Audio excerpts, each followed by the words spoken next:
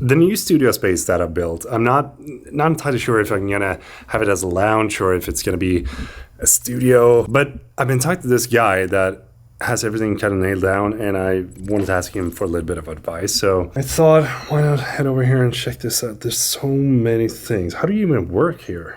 What? Works for me. Okay, first off, what is this abomination that we got?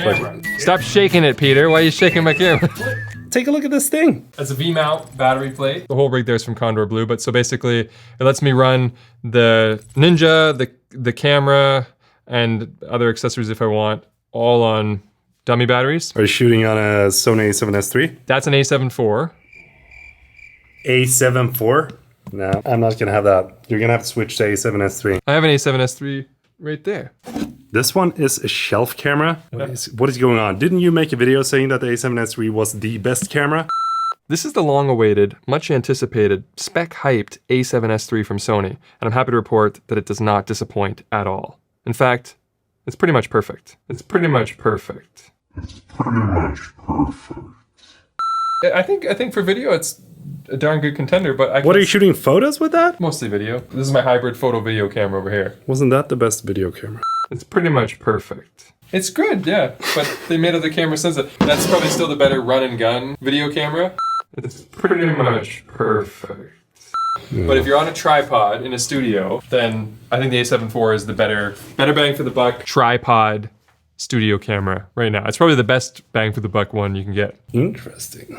Okay, what else do we got here? What is this on here? The teleprompter. That's they call it the Parrot Padcaster, whatever it is. You stick your phone in there and that's how I read all my scripts. I've never used one of those, so I don't know how a teleprompter works, but whatever works. And the Ninja 5. This is a clamp, regular clamp.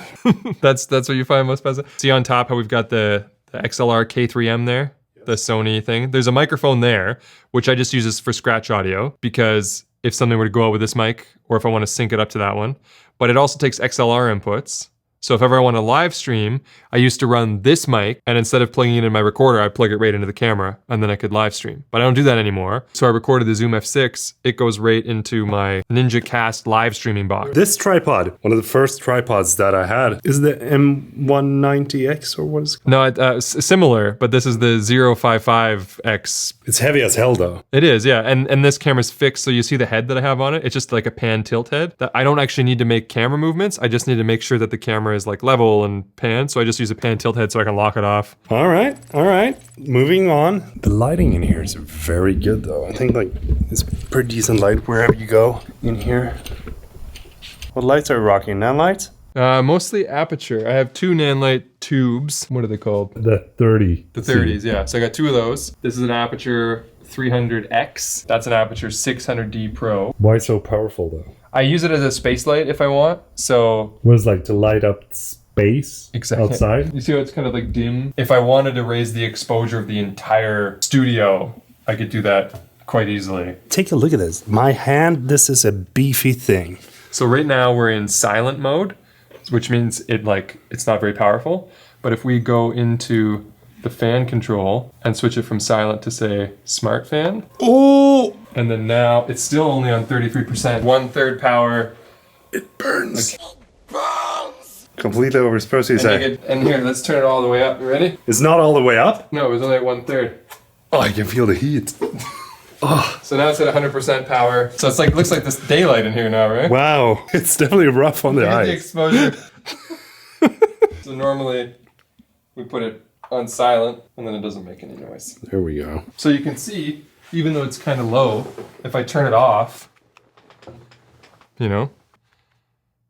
Yeah, it does a big difference. It still, just brings up the whole set. We could turn off both lights, and then it's like... It looks like, if you look in the main shot, it looks like I'm one of those, where they don't want to show my face, but I'm revealing information about a company or whatever, corporate espionage thing. And then behind we just have a little kicker. It's, that's the Godox VL150. I kept making you point that camera at the screen, not realizing that we're also recording this angle, so you can just jump to the other angle. Shoot the monitor, Peter. Yeah. Couldn't we just use your camera? No, shoot the monitor. This light, if you look at my left shoulder, it just does that like light there, lights up the hair a little bit, kind of separates me from the background. Do you like having a lantern? It serves the purpose of just throwing it everywhere, you know? Other than that, I wouldn't use the lantern. The lantern is an ideal sort of like space light thing. I could also flip it and put it kind of like hanging here and done the whole thing. Like for what I like anyway, I still like having the directional key light. It's also very good to have the, what do you call this, the raster, so that you don't get the harsh fall off on the sides as well. You know, like the grid, yeah. Yeah, the grid. In Swedish we say raster. And this microphone. This is the Sennheiser MKH50. The main microphone. Correct. Like it was an upgrade for me, a little bit pricey, but it sounds fantastic. We have something else. This is another camera. This is the A7S III, right? That's an A1. That's an A1? Session with the A7S. Come on. It's pretty much perfect. That's my photo video switcheroo. So if I want to go take photos, I take that one out of the cage and go photo with it. But it's also the B cam in here. What do you mainly use this setup for? It's the same Ninja. We have the same kind of battery, right? Yep. Tamron 35 to 150, so we can really get the zoom going. It's just the second angle. So when I'm holding up a product, you know, I can get real tight on it. I would shoot the A roll and I would mention things. So say I was talking about this, I'd be like, and you can see the little A button, but there was no second camera, right? So then in post, I would know at that point, you got to cut to B roll and shoot the A button. Well, now with the second angle, especially if I can get Lindsay to operate it, let's say, then I could be like, if you look at the little A button, and then she can like crash zoom in on it, you know, and it saves time. Yeah, absolutely. And how do you like the A1? I mean, it's fantastic. It's pricey, but it's a great photo camera, good video camera. Don't say too much good things about it. You tempted? Yeah, I need a third camera. Not necessarily this is worth the price jump over the A7S III. When I'm using it to get tight, the A7S III, you don't really crop in 4K too much. You got that clear image maybe, but this one you can do an APS-C crop as well. So with the 35 to 150, I could get even tighter. I could get like 225 if I wanted to and still shoot 4K. That's good. What do we got here? Is this a regular monitor or a special monitor? It's a gaming monitor, but it's from BenQ. The reason why I chose it is that, just like we were talking about frame rates earlier, you can feed it 24 frames per second. Some monitors you have to give them like 30 or 60 or whatever. You can do off frame rates in this, 24, 25, 30, 48, that kind of stuff, and it'll take them all.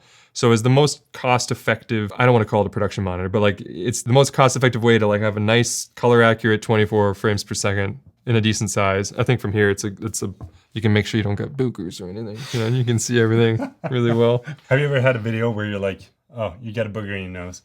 No, but I have had one where I had like a loose hair that was like dangling from like kind of like along my face the whole time, and I didn't realize it, but it kept catching the light. So every time I move my head, there would be like a glimmer under my chin. But I wasn't gonna reshoot the whole thing, so it just lives out there. What do we got here? That's the Atomos Ninja Cast, which is basically it's a switcher. If I had the other camera turned on, we could switch back and forth between camera 1 and camera 2.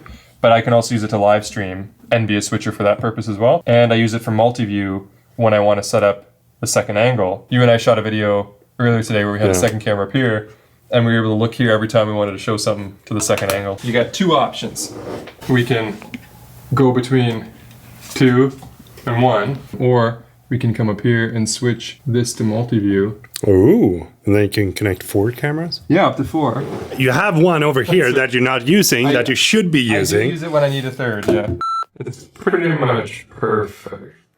The trick, though, is you have to make your second angle look different, right? But also visually consistent with the first one, so it doesn't seem jarring, but also interesting, too. You know, like this shot I have here, I wouldn't exactly call it interesting. Normally what I'll do is I'll get kind of low with it, shoot it across the table, so that same purple light is in the background of it, and then just kind of get like, you know, and then it doesn't look as good as your B-roll, but it looks fine. You know, it's good enough. When Lindsay comes over, I let her like sit back here, and she can rock it at 150 mil and pan and zoom and stuff, and it's fun. You get that kind of like energy, right? Yeah. But sometimes by yourself. So what I do in that case, if the shot allows, you can get down and dirty, and I'll put the camera like really close to the table. You can see the shot that I'm going for here. So a little bit of that purple light in the background, kind of a nice looking shot, right? I'll turn this so I can see up close. Like I could put it on manual focus and I could focus the thing. I can zoom it and control that. And I can, on this one, if it's a detail that you're really not sure of, like maybe you were trying to talk about this text right here, and as you can see, it's kind of hard to see there. Then because I use the Ninja, I can 2 times magnify it. There we go, perfectly sharp. And then I can just return to this position. And then I'll be talking over here and I'll say, look, you can see this text on the top here, and I know that second shot is like primed and ready to go. And this took me how long? Steady shot inside right there. Yeah, You know, that's good. It looks that's good. And I was able to just reach and focus it. That's some very good tips. I mean, like being able to have this when you're recording talking head definitely streamlines everything. Yeah. This lens I want. Yeah, you should get it. Like, honestly, people probably have a collection of lenses now, but if you're just doing your first lens shopping, the Tamron 35 to 150, it's big and heavy, but other than that, it's an essential lens. It covers so much of the zoom range, of a good functional range too. Like 35 to 150, that's a lot. Put that with like a 16 to 35 or something. Oh yeah, when you're shooting a lot of talking head videos, one of the things that are usually lacking from those videos are B-roll. Before, when you were done editing, you started making notes and then went back and shot the B-roll. And that is something that I don't have to do with this setup, right? Because you're already shooting the B-roll. Or if I do, it's only like 1 or 2 shots that I didn't think of or something, you know, or that didn't work out. So it's a very good tip if you're thinking about starting up a YouTube channel or moving into a little bit of more streamlined workflow. This man has it under control. I don't advise this, but it also happens to help if you forgot to shoot a thumbnail for some reason. I'm not saying this is a good thumbnail, but you can see if push came to shove, and that's all you had, you could make a thumbnail work out of that. So yeah, for sure. Having that second angle can save you sometimes. You gotta come to Sweden and see my studio because I have one A7S III with one microphone. That's it. What?